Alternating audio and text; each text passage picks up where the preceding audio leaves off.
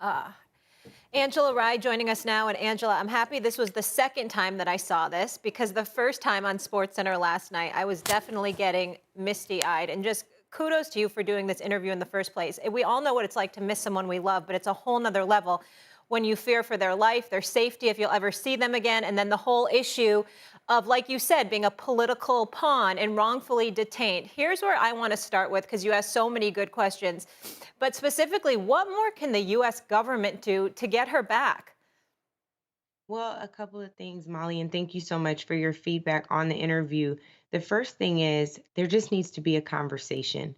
Secretary Blinken talked to Sherelle. He let her know that he's standing with her and he's going to do everything he can, that this is a top priority for the State Department. But the rubber has to meet the road. And that means that there needs to be some real progress in getting Brittany back home. One thing that Trevor Reed's mother said to Sherelle and has said publicly is that Trevor Reed would not have come back home, would not have been released if their family had not met with President Biden. As a result, that has become a top priority for Sherelle. Angela, great job. Obviously, great job. Really proud of you on this. But I got to ask you, how wise do you believe it is to talk about this? I know that we all want to bring attention to it, but we're talking about Putin and Russia. Has anybody thought about, including Sherelle, talking about this and what kind of potential impact that could have? I don't know the answer to that question. I'm just curious, is anybody worried about that at all? Yeah, there was worry about that for a long time. As you know, it has now been 98 days since Brittany was detained. What we also have to understand is on May 13th, Brittany Griner had a court date. It was her pretrial court date. And at that time, her pretrial detention was extended. Shortly before that, April 28th, Trevor Reed was released. This is the former Marine who was in Russia for more than 3 years. Once Trevor Reed was released, the United States government, via the State Department, changed Brittany Griner's classification from detained to wrongfully detained. At that Mm. point, hostage affairs gets involved, right? Former UN Ambassador Bill Richardson is enrolled in the process to try to get her back home. And that is when the public narrative shifted and it became okay to not only talk about that, but to advocate for Brittany's safe return. So right now, Stephen A., as far as we know, it is more than safe to talk about it. In fact, it's encouraged because it's more likely that we can get her back safely than not if we really start to sound the alarm. Is a meeting going to take place with her and President Biden, to your knowledge? I'm assuming she's reached out.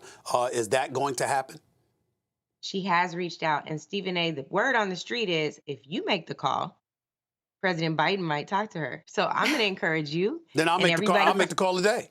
I'll make the call today Okay, if that's the case. that's great. Great. This is great. But here's the thing. If you, Stephen A., challenge some of your friends as well to call, there's a number. The White House, you can call the White House and urge them to meet with Sherelle Griner about Brittany Griner's release. That number is 202 456 1111. 202 456 1111. And ask President Biden to sit with Sherelle to hear her story and to help to get Brittany Griner back home. Angela, I have no clout, but I want to go back to the interview because there are some interesting things that were brought up here. So when Sherelle brought up the point and that Brittany wouldn't have been playing overseas if she was properly compensated and taken care of by the WNBA. So that's a whole separate issue. But then you asked an excellent question. Where would this process be if this was someone like a LeBron James or someone like a Steph Curry? I want to ask you that question, your opinion on where this would be if it was an NBA superstar rather than WNBA. You know, I really wrestle with this question a lot because what I don't want to do is make any of those guys feel like I'm trying to target them, right? There have been a number of folks talking about I'm trying to create a gender divide. That's not it. What I'm really trying to do is demonstrate that there is a gender divide, that because of how Brittany presents this 6'9" Black woman wearing a Black Lives Matter sweatshirt through customs in Russia, who's had no problem traveling there for more than 7 years, now all of a sudden on the other side of this is detained. And to Stephen A's point, a lot of people were obedient, right, to the idea of not talking about Brittany. Do you think we really could have quieted the press? The NBA, Yeah. if it was one of these players, I don't think so. And so I really wanted to wrestle with that within myself. Like, how would I be paying attention to this if this were different? If this were Hmm. my sister, if this were my friend, how would I want people to be talking about this? And I think that's how we have to really deal with this. Sure, we would like to believe that if you're a superstar and if you're a regular Joe Blow from around the corner, that you'll be treated the same and we would all want your return and your release.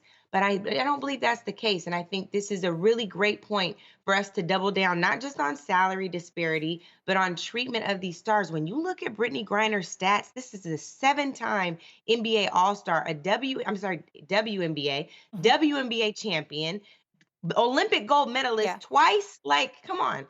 Like, yes, I think that a lot She more was a needs to be. superstar since college. Yeah. I mean, she was Yes, really a Baylor. household name when she was in college. I remember what. Yeah, of course. Stephen Ladies, A. let me say this. I'm going to say something and then I'll ask the question along those lines, Angela, because I'm not sure I entirely agree with you. I definitely agree with you about, obviously, they need to be paid more. There is no question about that. There is no debate about that. WNBA players are fantastic. They give the fans what they want to see, what they come to expect to see. They deliver the goods, and they're consistently committed. So I got a lot of love. Don't get me started with the Diana Taurasi's, the Sue Birds of the world, and others. I love all of them ladies. I'm actually going to a couple of games this summer. Okay, and let me not forget Candace Parker, but I got to say this. When we say that if an NBA player was in that position, I will remind the world we're talking about Vladimir Putin. And we Not know, confused. we've seen, unfortunately, what this man is capable of. And one could easily reverse that and make the argument that if it was somebody popular, he would dig down even more and do even worse. We could actually say that. So with that in mind, as we sit here today, what is the status of Brittney Griner, and how soon are we hoping, or are we expecting rather, this matter to amp up to a degree where some kind of decision is made? Because she ain't the only American that they've got over there, all right, that they're holding over there. And at the end of the day, they haven't been listening to other folks who wanted, their loved ones out of there. I'm just worried right now about the Griner situation. What can you tell us about that? Yeah, and I hear your fear, Stephen A. I think here's the question that I would pose back to you. If this were LeBron James, Giannis, anybody, even in the finals right now, Steph Curry is one of the people who I mentioned in the question. When you think about how much you've talked about Brittney Griner on air, do you think it's sufficient? No. We should Okay. have talked about Now, we should talk about Griner more. Absolutely. right. And so all I'm saying is I'm not confused about the monster that Vladimir Putin is. What I'm saying is when it comes time to look at the petition on wearebg.org and we look at the fact that it's still under 250,000 signatures 98 days after her detention, I didn't know we ought to that. be ashamed of ourselves, right? When we look at whether or not I agree. she's been on the front page of major newspapers, when we look at our statistics in media and how much we've talked about this, shame on us. Well, I'm clear about his role. I'm also clear about ours, and we could do a hell of a lot more, and we sure better. Stephen A., think about your 2 daughters.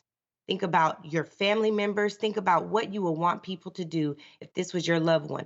All star aside, and then when you tack on that all-star and all that she's done for this country, even when she's been critical of it, she has the right because we have free speech here. I'm asking people to honor the principles of what it means to be an American citizen. Do all right. you can and leave nothing out to And get this woman home. Angela, let me close by saying this. Your point about the signatures, nothing to dispute there, without question. The Yeah. point about the attention that's brought to bear, I think Adam Silver, the commissioner of the NBA, spoke for a lot of people when he was asked about it at his State of the NBA press conference. And when he was asked about it, he talked about how they were being advised of what to do or what not to do in terms of the momentum they brought to the subject because of the sensitivity involved with Vladimir Putin. We know what's going on with Russia and Ukraine and all of that other stuff, and there's so much stuff going on. They were advised. So when you see people not talking about it much more, that They were has been a advised factor. then. And I think it's They were important that we know advised that. then. They were advised then, and it has changed. And I'm telling you, if you just remove if we all remove whatever bias we have Yeah. around this, if it were another superstar in the NBA, you could advise until you were blue in the face and nobody would listen. That's what I'm saying. We have Got used you. this as a fallback and we're guilty of it. And we now have to come to account. We've got work to do as a collective. This entire country, Joe Biden's got a meeting to Absolutely. have. We've got some signatures to add to a petition, and we've got to sound the alarm in the media. And I appreciate y'all for doing that today. I'm good with that. I'm good with that. Absolutely. Angela, you're bringing so many important issues to the forefront, and we're lucky to have you at the network. Thank you so much. And please keep us Thanks, updated Angela. on this, because as you said, we need to be discussing it more and doing more. We'll leave it there. Angela, thank you so much. You can see the interview in its entirety on ESPN.com. When we come back here on First Take, more on Colin Kaepernick. He finally got a workout with the Raiders. What does this mean? Damian Woody will join us for that.